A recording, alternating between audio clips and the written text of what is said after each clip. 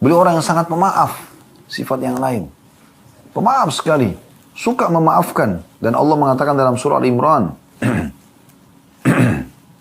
wal afina anin nas, orang yang suka memaafkan orang lain. Memang itu sifat orang-orang beriman. Ya. Allah yuhibbul muhsinin, Allah suka dengan orang yang berbuat kebaikan. Maka kita bisa lihat bagaimana Nabi alaihi salatu wassalam orang yang suka memaafkan. Pernah Anda dengar tentang Al-Wahsy? Wahsy, ya. Bukan Al-Wahsy, Wahsy namanya. Wahsy ini nama orang yang membunuh Hamzah di perang Uhud. Ya. Maka pada saat itu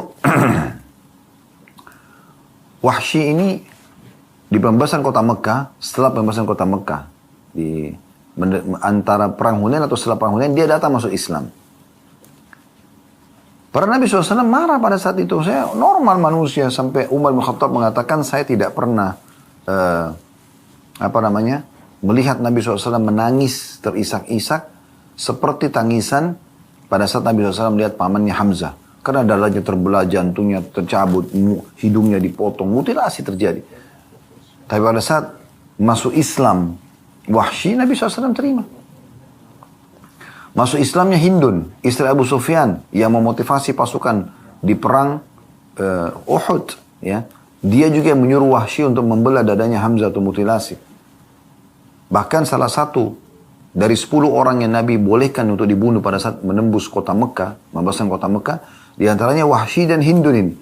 Tapi Hindun sempat menyelip di kalangan para wanita. Kemudian waktu Nabi SAW jelaskan membaiat para wanita, kalian tidak boleh syirik kepada Allah, kalian tidak boleh membunuh anak-anak kalian, tidak boleh mencuri. Sampai pada penjelasan, kalian tidak boleh berzina. Waktu itu di Mekah, yang berzina hanya wanita budak saja. Budak wanita, tidak orang wanita bebas tidak mungkin berzina. Mereka menjaga kemuliaan diri mereka gitu.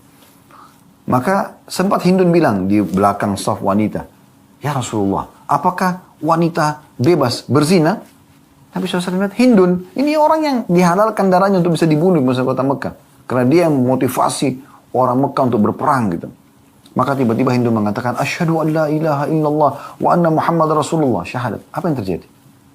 Apakah Nabi SAW marah dengan Hindun? Pura-pura kau masuk Islam. Enggak. Senyum menyambut keislaman itu. Bagi Nabi SAW karena punya sifat pemaaf, lebih penting hidayah sampai kepada orang daripada emosional saya. Gitu. Jadi kalau orang datang minta maaf, berarti dia jelas orang ini mau memperbaiki keadaannya. Ya sudah. Terima saja, selesai.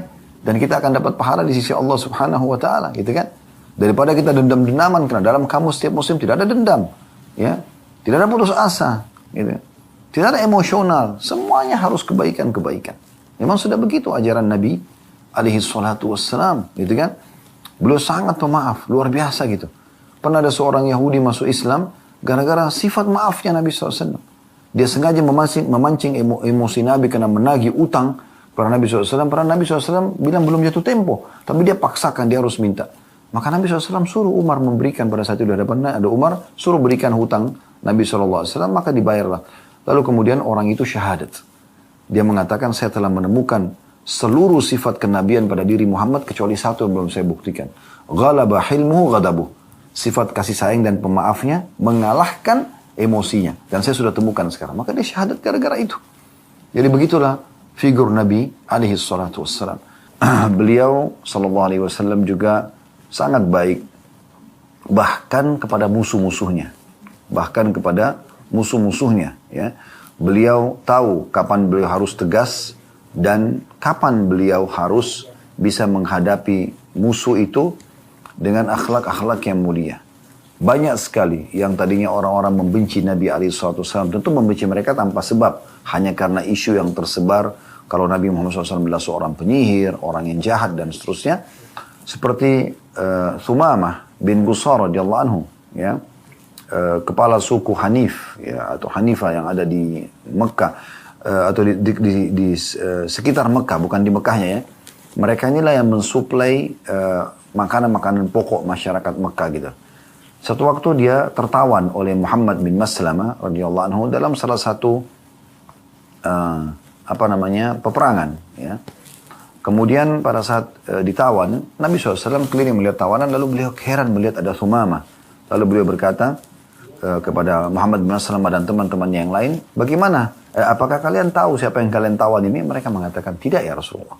Kami cuma temukan di jalan, kami pikir dia adalah salah satu musuh tadinya, maka kami tawan. Kata Nabi SAW, ini adalah Thumamah bin Gusal. Dia adalah pemimpin suku Hanifah, ya, yang ada di sekitar Mekah, yang mensuplai di sana, yang mensuplai ya, makanan di Mekah. Maka berbuat baiklah pada dia dan juga tawanan yang lainnya. Maka dia pun sempat ditawan, diikat di sekitar masjid, dan dia mendengarkan bacaan-bacaan ayat Al-Quran karena dalam bahasa Arab dan dia faham, dan melihat bagaimana akhlaknya Nabi SAW, saling tegur sapa, senyum, mereka saling berbagi. Lalu Nabi SAW sering bertanya kepada dia sambil mengatakan, Nabi SAW datang ke Thumamah lalu mengatakan, bagaimana pendapatmu?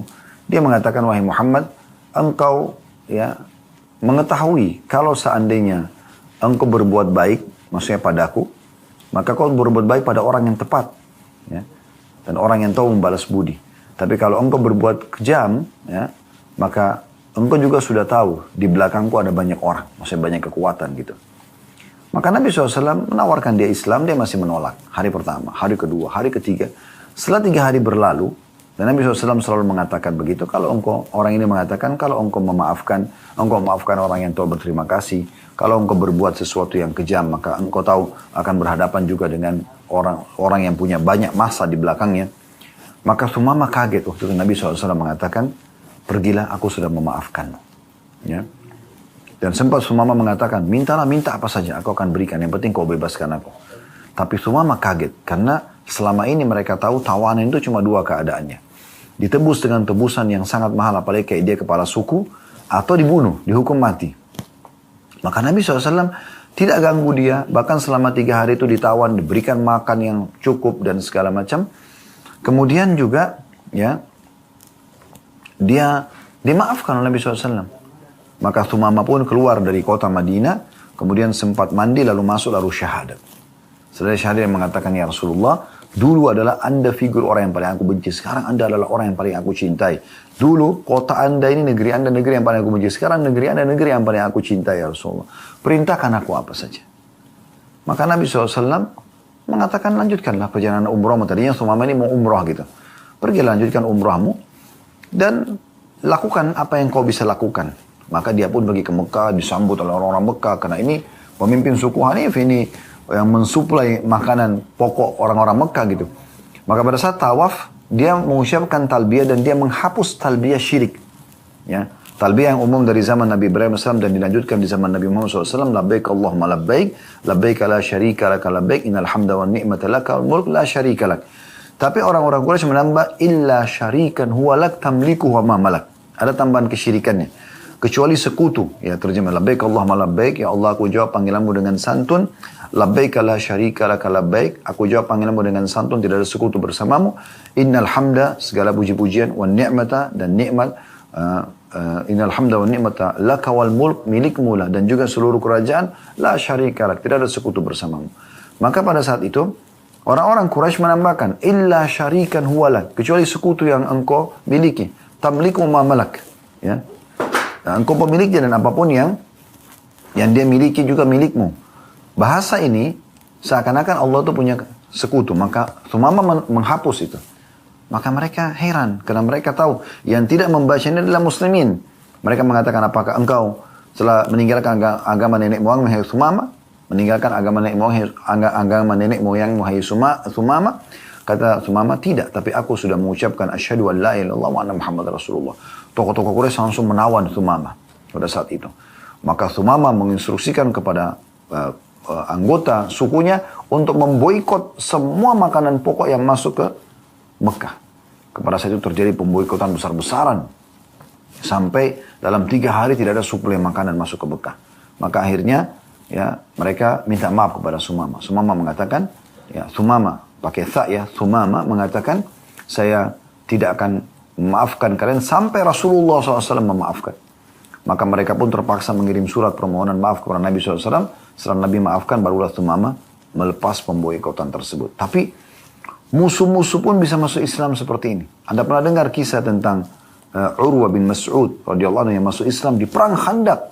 Dia keluar dari Mekah dengan pakaian perangnya. Tapi akhirnya Allah tanamkan keimanan dan masuk Islam. Karena melihat kelembutan Nabi SAW. Dalam peperangan pun beliau tidak emosional. Ya.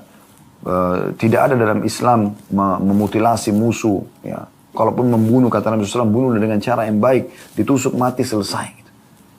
Ya, kalau dia minta ditawan, ditawan. Tidak ada pembunuhan.